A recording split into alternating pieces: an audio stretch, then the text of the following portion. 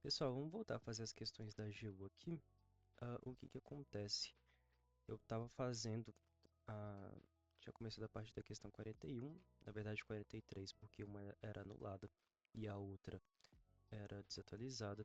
A gente já estava aqui na resolução da 46, só que o computador reiniciou e a gente vai ter que começar mais uma vez do zero. Então, o que que acontece? A gente não vai fazer aquela revisão das últimas 10 questões, e eu vou passar aqui no caderno as anotações que a gente fez da questão 30 até a questão 40. E no caso, a questão 31, ela se fundamentava na portaria da CGU, praticamente a questão inteira, só sobre aqueles artigos. A questão 32 tinha fundamento na Constituição Federal, tinha fundamento na Lei Complementar 73 de 93, e aí se você quiser se aprofundar no assunto e ler a fundamentação de cada questão, é só pausar o vídeo. Isso para poder dar uma maior dinâmica, né? Até para o vídeo não ficar muito longo, que os últimos estavam dando 1h30. Mas enfim, questão 33, portaria da AGU, Lei 9.307, Lei 9.307, artigo 23 da Lei de Arbitragem. A questão 34 se baseava na Lei 13.140, que, salvo engano, é a Lei de Arbitragem também. Lei 13.140, Lei 13.140. A questão 35, ela se baseava na portaria da PGU, número 11, de 2020. Ela tinha fundamento no decreto 10.201. Na portaria da PGU, mais uma alternativa que se baseava na portaria da PGU. A questão 36 tinha fundamento na Constituição Federal, que mencionava que a AGU ela deve se manifestar obrigatoriamente em ADI, mas nada fala em relação à ação direta de constitucionalidade. A questão ainda se fundamentava na Lei 13.019, entendimentos do STF. A questão 37 se baseava naquele artigo do Código de Processo Penal, em que o AGU ele poderia ser ouvido como testemunha em dia e hora local, previamente ajustado com o magistrado ou autoridade competente, bem como a Lei Complementar 73. A questão 38 também se baseava em portaria da AGU. A questão 39 estava desatualizada. E a questão 40, a gente começava com direito financeiro e conceituou alguns princípios basilares do direito financeiro. Ok, passando as questões que a gente fez hoje, né, e houve a interrupção por conta do reinício do computador. Na verdade, a gente pulou a questão 41 e a gente pulou a questão 42, que estava desatualizada, e veio para a questão 43. A questão 43, ela menciona o seguinte: a indústria X, licenciada pelo Estado Y, causou um derramamento de óleo em um rio do município Z. O Ministério Público solicitou que a União e o Estado Y cumprissem o seu dever de fiscalização ambiental, de modo a conter o dano em andamento. Contudo, eles não tomaram nenhuma providência. O município Z não tinha nem ciência do que estava acontecendo. Aí, no caso, a questão ela estava pedindo para a gente assinalar sobre a responsabilidade civil ambiental da administração pública. E aí o estratégia ele trouxe como fundamento a súmula 652, que menciona o seguinte: a responsabilidade civil da administração pública por danos ao meio ambiente, decorrente de sua ambição no dever de fiscalização, é de caráter solidário, mas de execução subsidiária. Ok.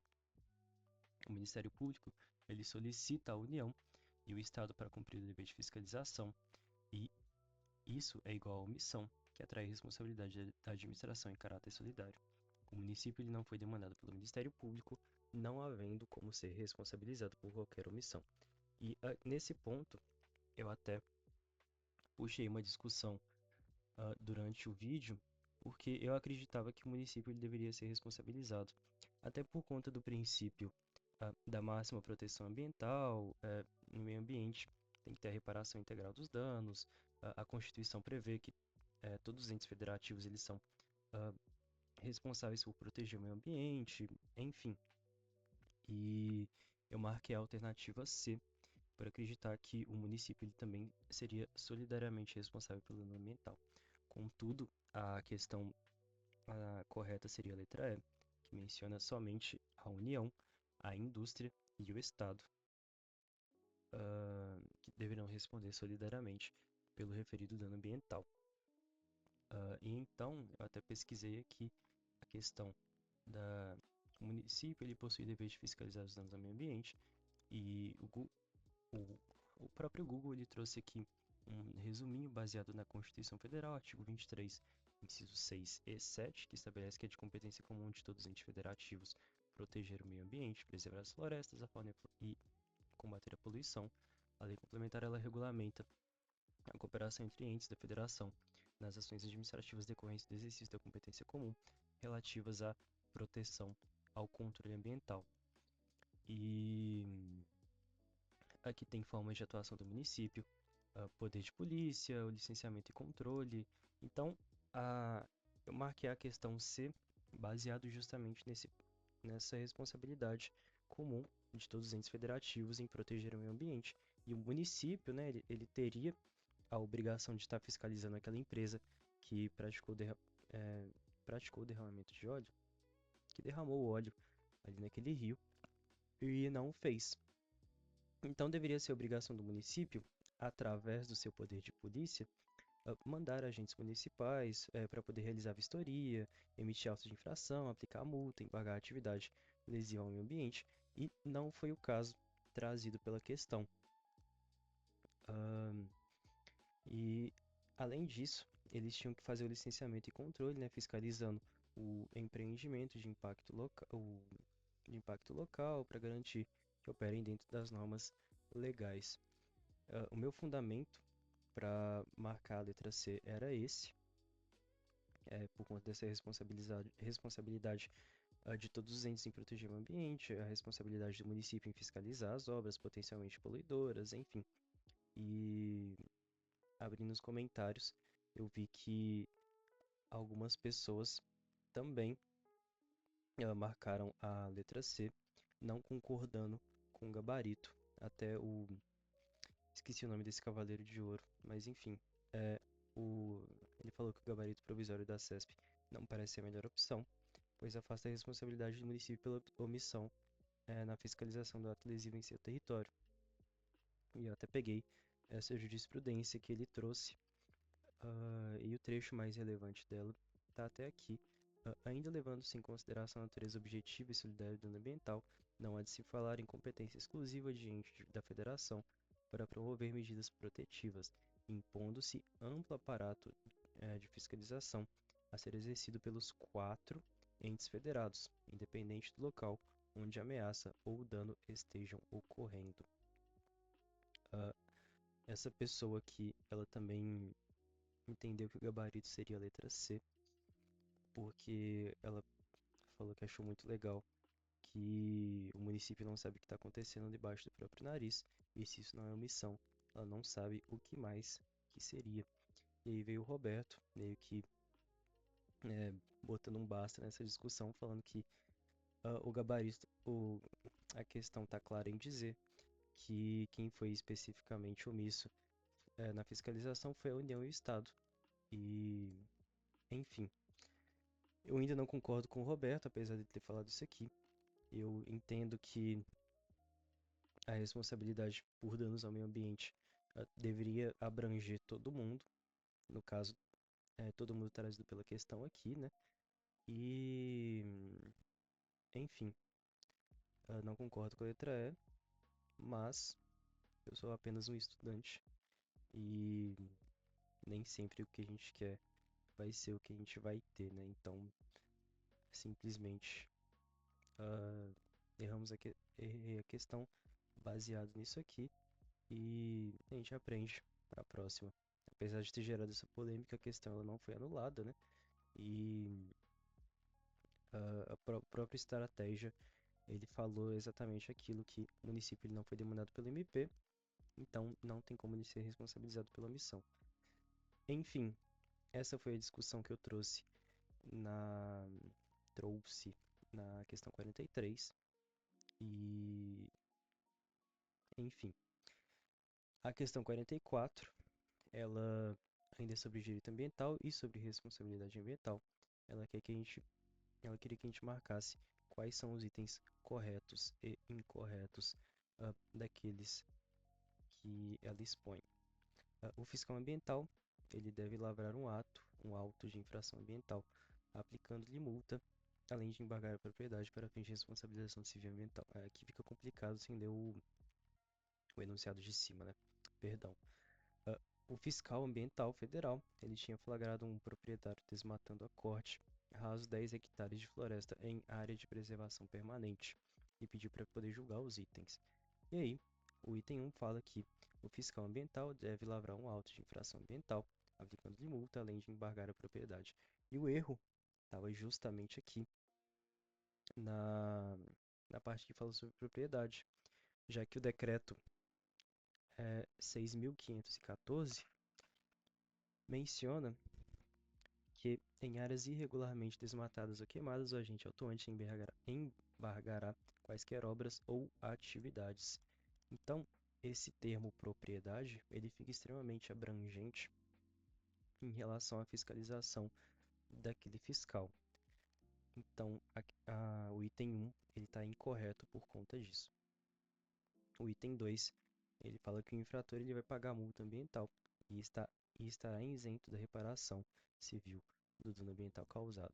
No caso, essa questão ela se fundamenta no, inciso, no artigo 225, parágrafo 4º da Constituição Federal, que menciona que as condutas e atividades consideradas lesivas ao meio ambiente sujeitarão os infratores, pessoas físicas ou jurídicas, a sanções penais e administrativas, independente da obrigação de reparar os danos causados. Aí, durante a explicação do item 2, eu até mencionei a respeito da independência das instâncias, né? Porque a multa ambiental ela seria aplicada em caráter administrativo e a reparação civil do dano seria em caráter civil. Então, uma independe da outra. Então, em caráter administrativo, paga a multa e em caráter civil, repara o dano ambiental causado. Que, inclusive, a reparação civil de dano ambiental ela é imprescritível. Só para fazer um adendo. Aí, o item 3, ele menciona que o desmatamento em questão constitui crime passivo de punição com pena de detenção de 1 a 3 anos. E ele se fundamenta justamente no artigo 38 da Lei de Crimes Ambientais, que menciona o seguinte: destruir ou danificar a floresta considerada de preservação permanente, mesmo que em formação ou utilizá-la com infringência das normas de proteção, é o crime, né? E a pena é a detenção de 1 a 3 anos ou multa. A gente acertou essa questão. E a questão 45, ela pedia para a gente mencionar a competência para aprovar o manejo e a supressão de vegetação, florestas e formações sucessoras em imóveis rurais. Eu marquei a letra E por acreditar que o, esses pedidos relativos ao remanejamento, ao remanejo e supressão de vegetação seria remanejo é outra coisa, perdão, é manejo e supressão de vegetação, florestas e formações sucessoras. Eu acreditava que seria competência dessa comissão tripartite nacional, mas não é o caso. Perdão, a competência seria do Estado. E aí, a questão 46, que foi aonde a gente parou, a gente vai voltar a resolvê-la agora. E ela pede simplesmente para poder analisar os itens e delimitar quais estão certos ou errados. O item 1, ele menciona o seguinte: a dispensa estadual do licenciamento da atividade impactante viola o direito fundamental ao meio ambiente ecologicamente equilibrado e configura ainda a observância dos princípios da proibição ao retrocesso em matéria socioambiental, da prevenção e da precaução.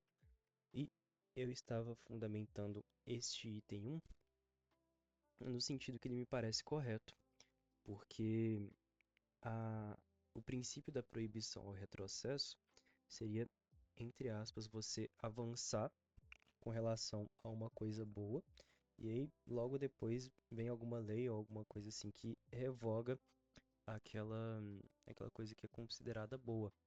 Ah, assim fica extremamente subjetivo, mas com exemplo ficaria mais claro, né? Que seria justamente o caso de uma licença ambiental. Você precisa de uma licença ambiental para praticar tal atividade, e isso é uma coisa boa, porque você fortalece as normas de proteção ao meio ambiente, você protege mais o meio ambiente, e aumenta a fiscalização baseado nessa norma. Mas aí vem uma lei que revoga essa licença que você precisa de ter.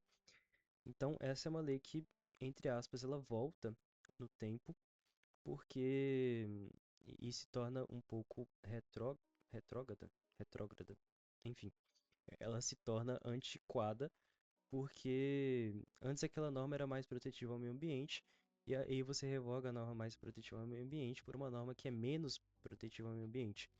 Então é justamente isso que é a proibição do retrocesso. Você não pode, entre aspas, voltar para uma situação que é menos protetiva ao meio ambiente se já tinha uma situação que era mais protetiva. É basicamente isso, espero que tenha ficado claro. E aí, ele ainda menciona os princípios da prevenção e os princípios da precaução. E só para a gente recordar a diferença entre eles, é necessário ter ah, aquela situação cientificamente comprovada de que vai causar danos. Deixa eu só, para não me enrolar, pegar o conceito rápido aqui para pelo menos deixar claro o- os conceitos de cada um e a gente faz uma revisão dos princípios da prevenção e precaução. Acho que o principal a saber de cada um deles é o seguinte: princípio da prevenção e princípio da precaução. Ah, No caso do princípio da prevenção, os riscos são conhecidos e comprovados pela ciência, e no caso do princípio da precaução, os riscos eles são incertos, abstratos ou ainda não comprovados de forma definitiva pela ciência. E a questão traz até a questão não, né? O Google traz até um exemplo prático de cada um, que é interessante a gente colocar aqui para uma posterior revisão no futuro. Até porque esses princípios eles acabam caindo bastante em prova. Não quer colar? Beleza. Esse daqui é até do estratégia. Mas enfim, é importante saber a diferença entre prevenção e precaução. Lembrando que prevenção, riscos conhecidos. Precaução, riscos incertos, abstratos ou ainda não comprovados de forma definitiva pela ciência. Ok, então eu acredito que esse item aqui esteja correto. E a definição das atividades passíveis de licenciamento. Item 2. A definição de atividades passíveis de licenciamento ambiental está prevista na resolução do Conselho Nacional do Meio Ambiente. Vou falar que eu não tenho certeza sobre isso aqui, tá? Mas o item 3 ele fala sobre a Constituição Federal, fala que ela exige que seja realizado um estudo prévio de impacto ambiental para a instalação de uma atividade potencialmente causadora de significativa degradação ao meio ambiente, é exemplo da mineração. Ok, eu acho que eu vou marcar todas como corretas, mas eu não tenho certeza a respeito da 2 e da 3, que de fato todas eram corretas. Eu não me recordava exatamente sobre qual artigo que trata da, dessa parte que fala de mineração. Mas vamos ver o fundamento que o estratégia traz aqui. O item 1 ele está correto por se tratar do entendimento fixado pelo STF no âmbito da DI 4529. Vamos pegar esse julgado também e colocar aqui, que é importante. O afastamento do licenciamento de atividades potencialmente poluidoras afronta o artigo 225 da Constituição da República. Empreendimentos e atividades econômicas apenas serão considerados lícitos e constitucionais quando subordinados à regra da proteção ambiental. A atuação normativa estadual flexibilizadora caracteriza a violação do direito fundamental do meio ambiente ecologicamente equilibrado e afronta a obrigatoriedade de intervenção do poder público em matéria ambiental, pela observância dos princípios da proibição do retrocesso em matéria socioambiental, prevenção e precaução. Ok, esse foi o item 1. O item 2 ele está correto, porque o artigo 2º da resolução do CONAMA, ele prevê as atividades passíveis de licenciamento ambiental. Então é até interessante colocar dessa forma aqui. Atividades passíveis de licenciamento ambiental, resolução CONAMA 237 de 97. Coloco como se fosse um títulozinho aqui e fica aí fundamentado o item 2. Aí, opa, quase que eu vi. Eu vi que era a letra A, mas não tenho certeza se seria a questão correta ali da questão 47. Mas enfim, o item 3 está correto, porque o artigo 225, parágrafo 1º, inciso 4 da Constituição Federal, menciona o seguinte: todos têm direito ao meio ambiente ecologicamente equilibrado, bem de uso comum do povo, essencial à sadia qualidade de vida, impondo-se ao poder público e à coletividade o dever de defendê-lo e preservá-lo para as presentes e futuras gerações. Para assegurar a efetividade desse direito, incumbe ao poder público exigir na forma da lei para a instalação de obras ou atividades potencialmente causadora de significativa degradação ao meio ambiente, estudo prévio de impacto ambiental, que se dará publicidade. Eu estava na dúvida na parte que falava de mineração, mas não necessariamente a Constituição teria que utilizar, né, o exemplo da mineração. Foi da própria questão.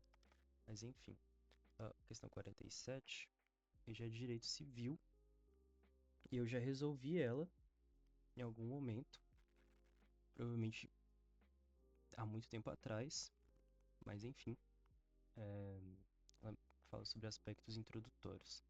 Assinale a opção que indica corretamente o conjunto de teorias com o qual o conceito de distinção sistemática se relaciona. Distinção sistemática. Ok. Eu não faço ideia do que é uma distinção sistemática. Vou marcar a letra A, que aqui a letra E. Ok, a letra A, eu acabei marcando a letra A só pra, enfim, tava aqui, aí eu marquei mesmo, mas para falar a verdade, eu não me recordava o que era essa questão de distinção sistemática, não. Tá, vamos ver. A alternativa A está correta, que é sobre teoria da imprevisão, teoria da análise excessiva, teoria da base do negócio. É igual. E a questão correta seria a letra E. Então tem divergência aqui em relação ao gabarito do estratégia e ao gabarito do que concursos. O que as pessoas disseram? Essa entra fácil no top 3. Ok, ok, ok, ok. Vendo muita gente. Ok, ok, ok. Terei que curtir. Tá, o João Leonardo aqui. Essa eu não sei nem errar, é muito bom, né? Consegui nem ler a. Nossa. Ok. Vamos voltar aqui pro foco, porque a intenção de ficar gravando a tela é justamente não me distrair. Eu tô me distraindo com os comentários aqui com concursos. E tô achando todos muito edificadores. Continuem. Mas enfim, João Leonardo. O que o João Leonardo falou? São diversas teorias que tentam validar a dicotomia entre direito público e direito privado. Ok. Conceito de distinção sistemática. Ok, isso é distinção sistemática. Distinção sistemática são as teorias que tentam validar a dicotomia entre direito público e direito privado. Beleza, beleza, beleza. Sendo elas relativas a aspectos materiais e aspectos relacionados ao sujeito da relação jurídica. Então, as teorias, elas podem ser materiais ou relativas ao sujeito. Tá. Teorias podem ser materiais ou relativas ao sujeito. Beleza. Então a gente pode até fazer isso aqui, uma tabelinha, materiais de um lado, sujeito do outro. Teorias materiais. Ficou bem feio isso aqui. Continua feio. Tá. É a teoria do interesse. Tal qual o nome leva a crer, aqui importa o interesse discutido na relação jurídica. Ok. O direito privado cuida dos interesses particulares, enquanto o direito público dos interesses de natureza pública, sendo que esse prevalece em caso de concorrência. Ok. Deixa eu fazer. Vou marcar isso aqui. Vou marcar cada um aqui para poder ficar melhor a visualização.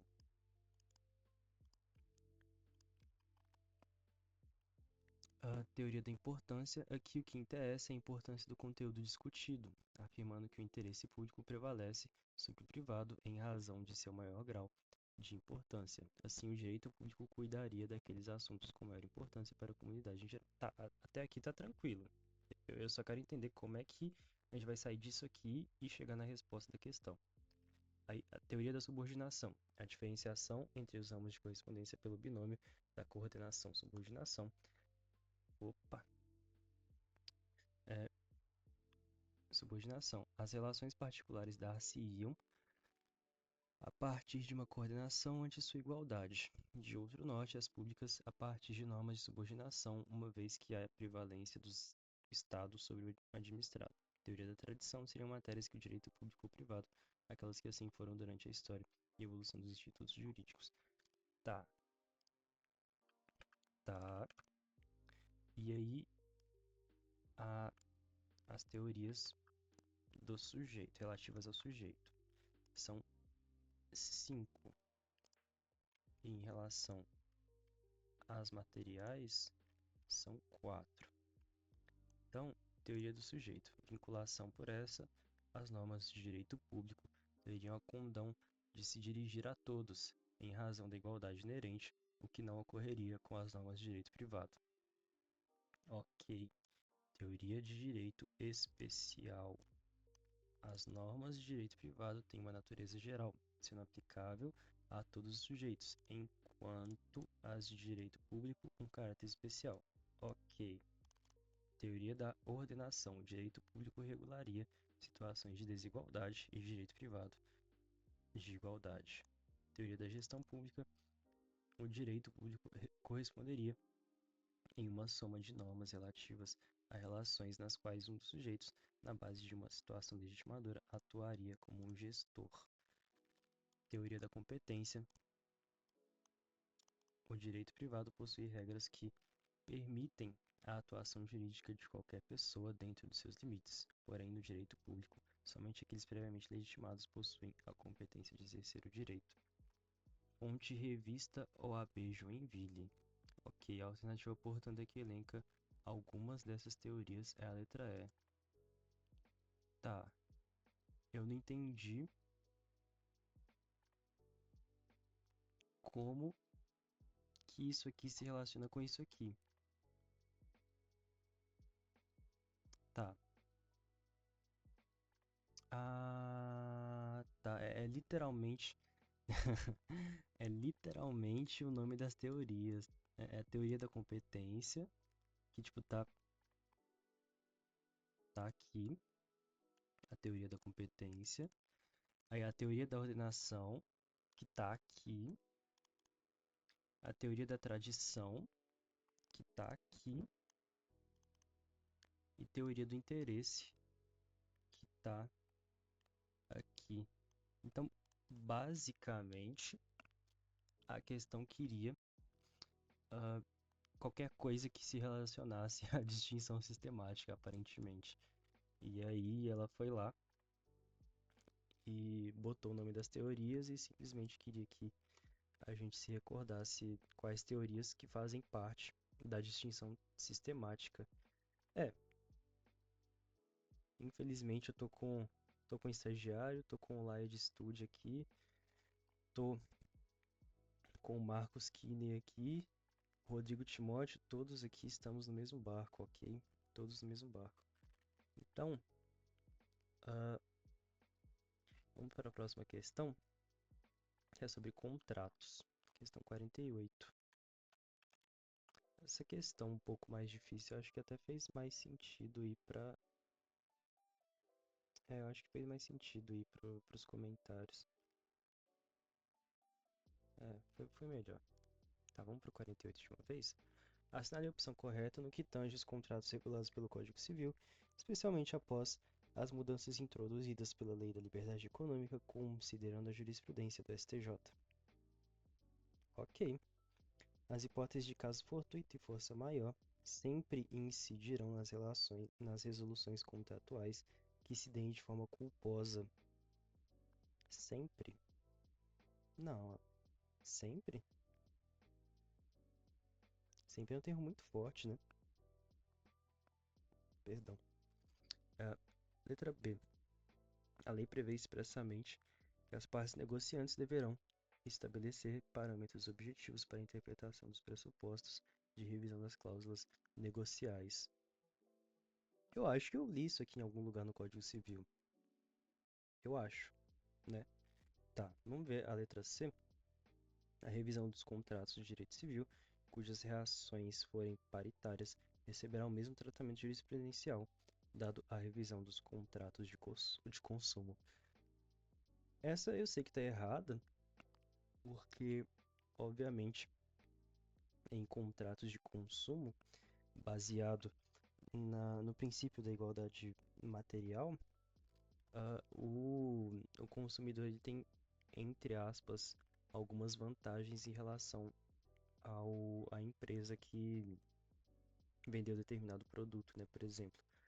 Mas não me recordo exatamente o conceito da explicação da disparidade em relação aos contratos de consumo, mas a revisão é diferente. Eu sei que é diferente, tá? Então não pode ser a letra C. Letra D. Conforme expressa a previsão legal, a liberdade contratual será exercida em razão dos limites da função social do contrato. Expressa a previsão legal. Expressa a previsão legal. Isso aqui faz sentido, mas eu não lembro. Eu acho que eu li também isso aqui. Eu acho que isso também está no Código Civil. A lei prevê expressamente as partes negociantes deverão estabelecer parâmetros objetivos para a interpretação dos pressupostos de revisão das cláusulas negociais. Conforme expressa a previsão legal, a liberdade contratual será exercida em razão e nos limites da função social do contrato. Eu gostei mais da D do que da B, para falar a verdade. Tá. A teoria da imprevisão, originada no direito administrativo francês, foi recepcionada pelo direito civil brasileiro, tendo sido expressamente prevista pelo atual Código Civil.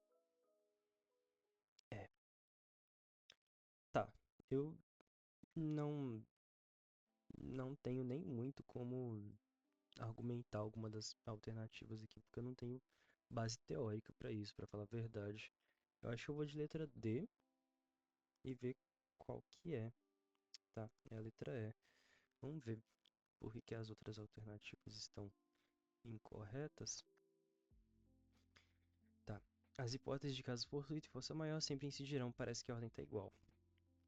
A alternativa está incorreta, pois há casos que, ainda que haja caso fortuito de força maior, de forma culposa, o contratante poderá responder pelos prejuízos que deve indenizar o credor por eventuais perdas e danos comprovados. O exemplo ocorre quando há acordo expresso entre as partes, conforme parte final do artigo 393.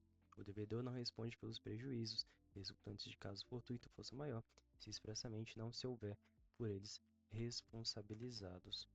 Ok. Esse sempre ele tava meio punk mesmo. Tá, revisão dos contratos.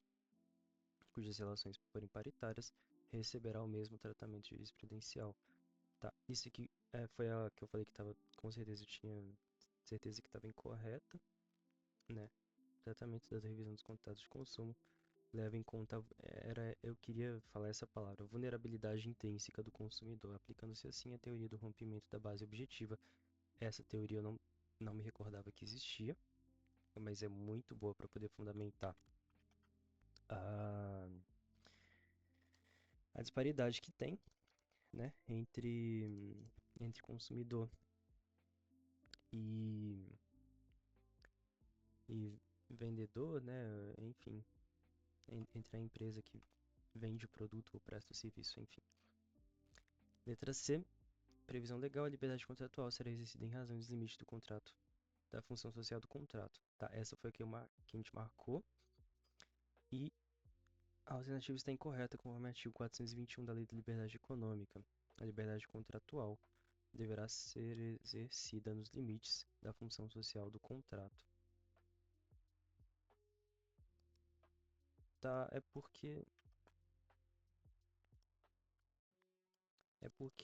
tá errado porque ele acrescenta a questão tipo de em razão e nos limites da função social do contrato.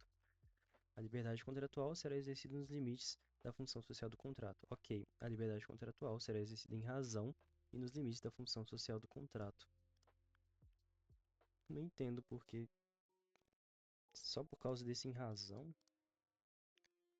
Então tá, né? Então tá bom. Letra D tá incorreta. Mais uma da Lei da Liberdade Econômica. As partes negociantes poderão estabelecer parâmetros objetivos para a interpretação das cláusulas negociais e de pressupostos de revisão ou de resolução. Tá. Parâmetros objetivos para a interpretação dos pressupostos da revisão das cláusulas negociais. Que questão estranha.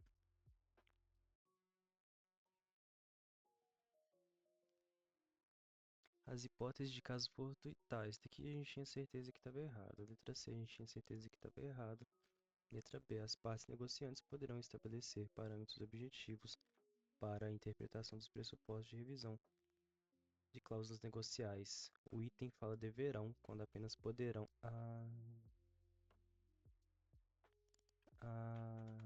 Tá.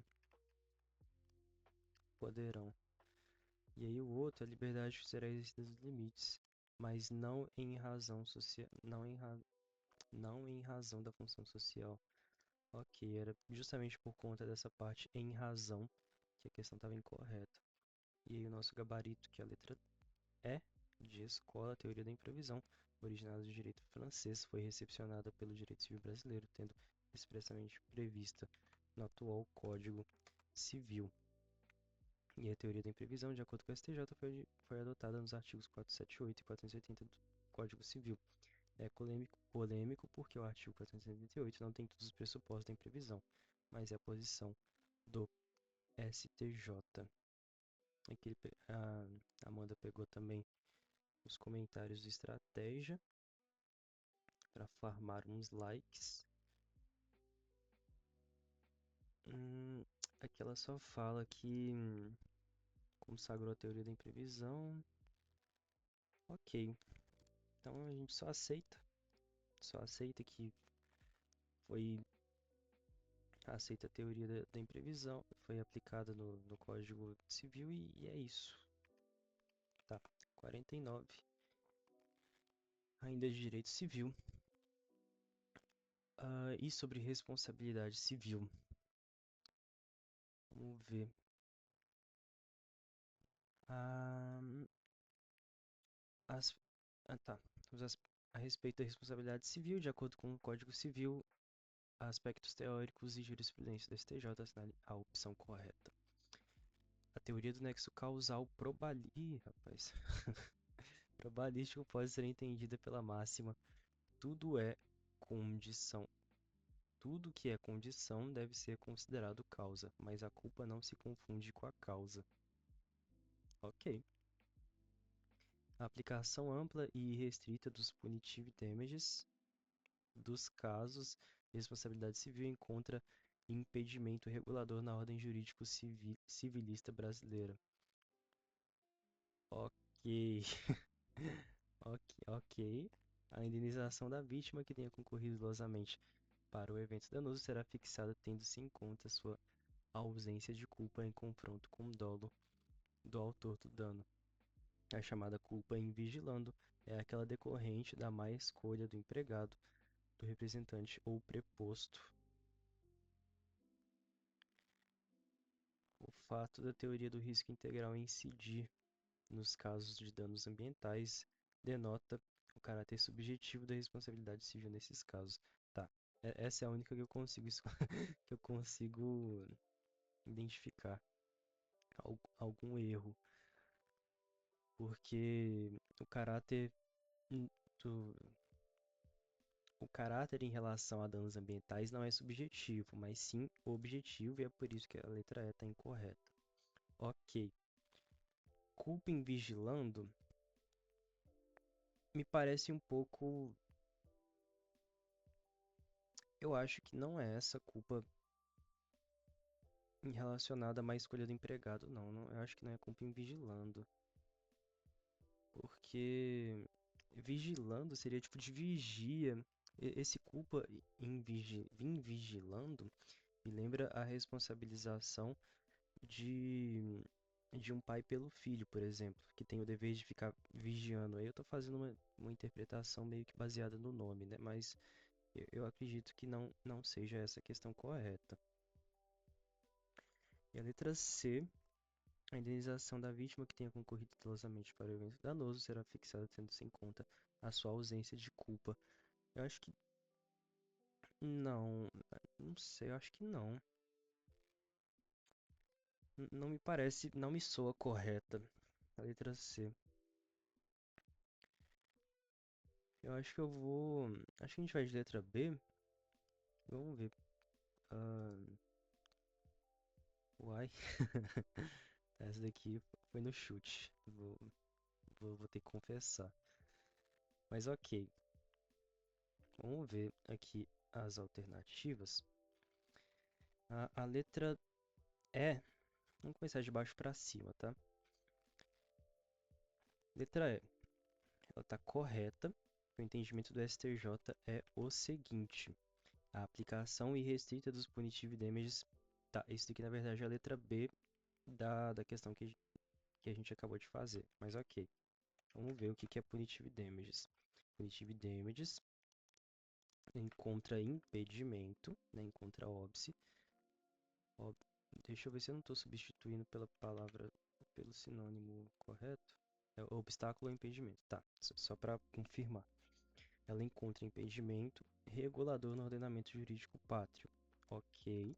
Que anteriormente à entrada do Código Civil, vedado o enriquecimento ilícito, vedava o enriquecimento sem causa, um princípio informador do direito, e após a novel deve ser a novel codificação civilista, passou a prescrevê-la expressamente, mais especificamente no artigo 884 do Código Civil, aquele que sem justa causa, se enriquecer à custa de outrem, será obrigado a restituir indevidamente ao ferido feita a atualização nos... Tá, desculpa, mas eu não consegui entender isso aqui não, estratégia. Me dá um conceito. Tá, aí, me dá em português, por favor. Porque a gente não está estudando direito norte-americano, né? Não está estudando direito dos Estados Unidos. Enfim, Instituto Puro dos Punitive Damages, indenização com o único objetivo de punir o ofensor de forma severa e exemplar, comum no direito norte-americano, não existe formalmente na lei. Ok. No entanto, os tribunais brasileiros, especialmente o STJ, adotam a função punitiva pedagógica ou teoria do desestímulo dentro dos danos morais. Ok, aqui ficou mais claro a respeito desses punitive damages aí, que seria a indenização com o único objetivo de punir o ofensor de forma severa e exemplar, comum no direito norte-americano. Tá? Isso são os punitive damages. Ok. E é o fundamento da nossa questão. da nossa questão correta, do fato da nossa questão correta ser a letra B. Essa letra B aqui e tá correta. Ok. Vamos então ver o fundamento das demais. Letra D, que no caso é culpa em vigilando, né? Aqui ela está incorreta, pois em verdade se trata de culpa em eligendo. Eligendo. Culpa decorrente da escolha ou eleição feita pela pessoa a ser responsabilizada. Tá, deixa eu fazer o seguinte. Tipos de culpa no direito civil. Tá, era isso aqui que eu queria. Culpa em vigilando, culpa em eligendo, culpa em custodiando, culpa em fazendo, culpa em omitendo. Tá, tipos de culpa no direito civil. Que aí, na hora de revisar, a gente já se recorda sobre os tipos de culpa. Que seria, né, a culpa em vigilando. Eu consegui excluir aquela alternativa. A culpa em eligendo, culpa em custodiando, fazendo ou cometendo e omitendo, que seria omissão, né? Ok. Então a gente tem o fundamento. A letra D está incorreta. A letra C, que aqui seria a teoria do risco integral. Tá, essa a gente conseguiu excluir também.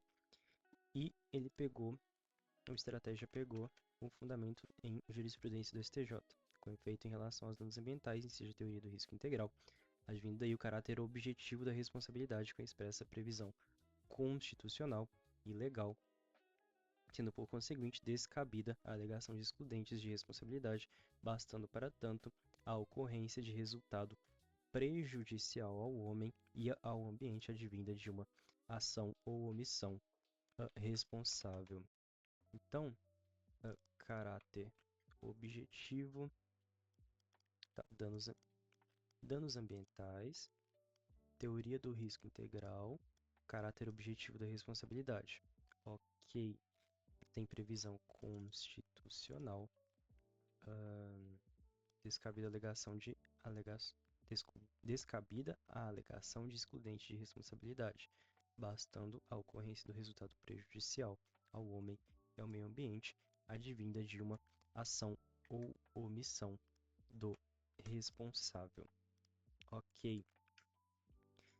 Letra B é a respeito dessa daqui, né, da letra C, que a gente marcou, e letra B, a indenização da vítima que tenha concorrido dolosamente para o evento danoso será fixado tendo-se em conta a sua ausência de culpa. E ela está incorreta porque artigo 945 do Código Civil. Tá, vamos ver o que diz o 945. Se a vítima tiver concorrido culposamente para o evento danoso, a sua indenização será fixada tendo-se em conta a gravidade da culpa em confronto com a do autor do dano. E aqui fala, no caso seria B, né? A indenização da vítima para o evento danoso será fixada tendo-se em conta a sua ausência de culpa em confronto com o autor do dano. Gravidade fixada em conta a gravidade da sua culpa. Ah, tá. A questão peca quando fala ausência de culpa, mas é tipo gravidade dela, não ausência. Ok.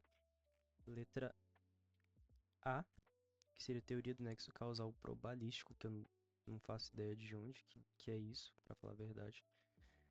Vamos ver direto.